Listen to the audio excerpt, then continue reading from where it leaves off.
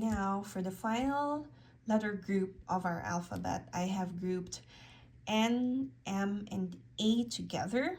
What's common with them is we have our first stroke to be a hairline, and they actually are slanting differently. The N hairlines here are on slant and are parallel to each other. For M, these hairlines are not on slant, but they are still parallel to each other. And for A, it has a flatter angle. It's not as steep as 55 degrees. So you're going from N is 55, M, you're going to lean towards the right, and then A even more, maybe 45 degrees. But even though the first stroke does not have the same slant for these three letters, they all have the same characteristics, that they have hairlines at the beginning and they have terminal dots that I would prefer to do last. I would do the hairline first and then come back to the letter and do the terminal dot. But for sure, you could do it at the beginning. Okay, let's tackle these letters one by one. For letter N, like I mentioned, the hairlines are on slant and parallel to each other. So you see they are equidistant. And you have your capital stem stroke here that's pretty much upright, vertical. Well, it will depend on the width of your N. If you make this not as vertical, your N would be narrower. If you make it more slanted, your N would be wider. So play around with the width. This is probably the shortest span of capital stem stroke that we are gonna do. Let me show you letter V, W, and Z again, wherein our capital stem stroke is on slant. So we have this much space to create the left curve and then the right curve. For letter N, we don't have that big of a space. This is a vertical capital stem stroke, but make sure you're still doing a graceful curve at the top and at the bottom. Don't just make a straight stroke, or else you'd lose the gracefulness of the letter N. Letter M. So let's talk about the hairline first. So these two are gonna be parallel, equidistant to each other. The shaded strokes are also repeating and parallel to each other. They are the same exact stroke, except that you are turning wider here than here. This is quite a narrow angle versus this one, because if you make this too wide, you're gonna lose the legibility of the M. It might look like a U if you widen the middle curve. This shade, you can think about it as like an L in your minuscule letters. You want to start with a hairline actually, and then curve. You could think about it as part of your minuscule L. That's how you want to make that shade. And then for letter A, you have this hairline, very, very slight compound curve. This one is less curvy than this one. It's quite subtle, the compound curve that you're making for A. And then you have a straight stroke here, wherein you start with a hairline and you end with a full pressure. This stroke, I guess you don't see it in any other letter. This is your crossbar for letter A. I would like to point out that when you are exiting, you want to be imagining a big oval here. You want to be making sure that you are keeping the integrity of this curve when you exit. And you can think about it as a couple of ovals intersecting. When we create that crossbar, you could start from the bottom, but you could start somewhere here and then create this, thinking that you're creating this big oval here, but not really. You're gonna be making a loop instead. You're looping into a different oval. It's like a Venn diagram where you're creating the intersection of this oval with this oval. And then when you exit, like I said, you want to keep that curve. Let's do these three letters now with ink. Letter N, start with a hairline. And you want to be on slant. That is not on slant. Let me try again. And it might take quite a few practice because we are not quite used to doing this motion upwards.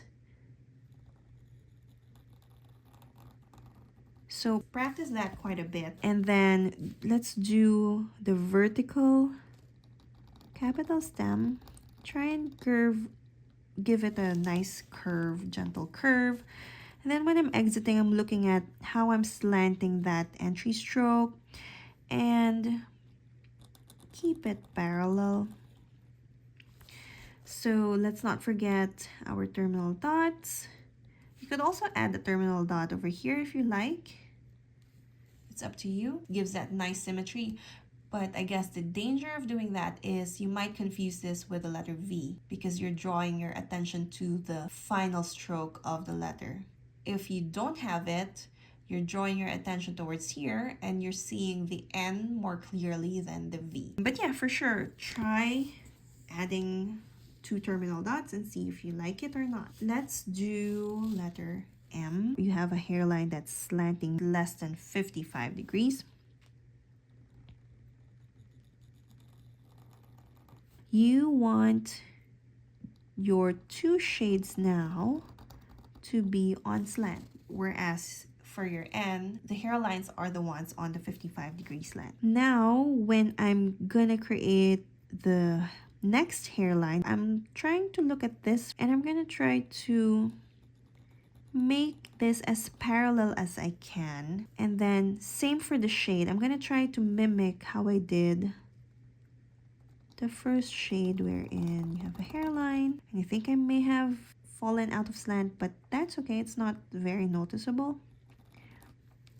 And then don't forget your terminal dot. And now for our final letter, letter A, which is funny that we're doing A last, it being the first letter of the alphabet. Let's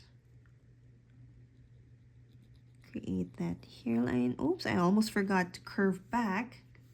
Do that compound curve. And the shade is on slant. You want to play around with how steep or not steep you are making this hairline because that's going to affect the width and the space inside your letter A. See how thin this is versus how I made the other one. And before I forget, let me do the terminal dot. So when I'm creating the crossbar, what I try to hit is I try to hit the middle of this letter. What I mean middle is vertically. What is the middle point? The midpoint is here. So I want to aim to hit that curve and try to trace half of an oval and then curl back in. So because I made the letter A quite thin as opposed to the example above, I'm gonna also make my crossbar a bit thin.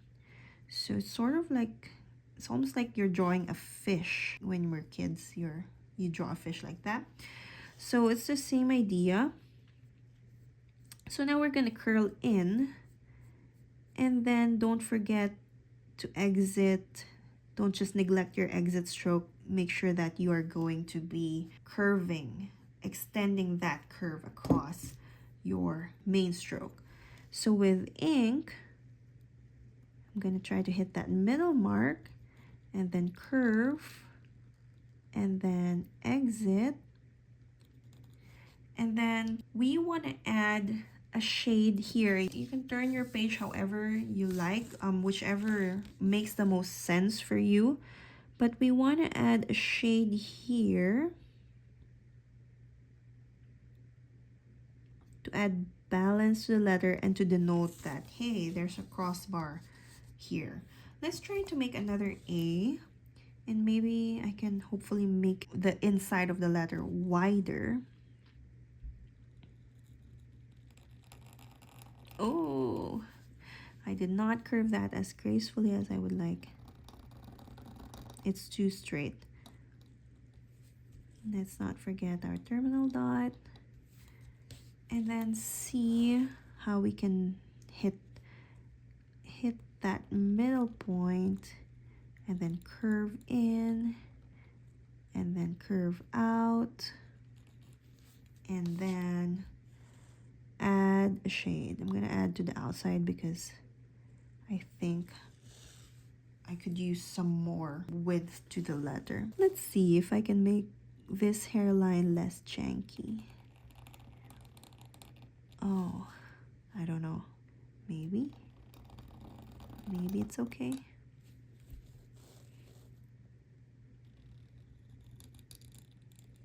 Yeah, next to D, I would say I find A to be another difficult letter. What about you? What do you guys think? What letters of the alphabet do you have trouble with? For me, I would say D would be at the top. Next would be A. Maybe C and M next. Yeah, I'd be interested to know.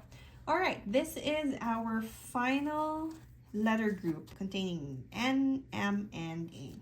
I hope you enjoyed this series, and let me know if you have any questions, and if you practice, tag me on Instagram. I would love to see your practice.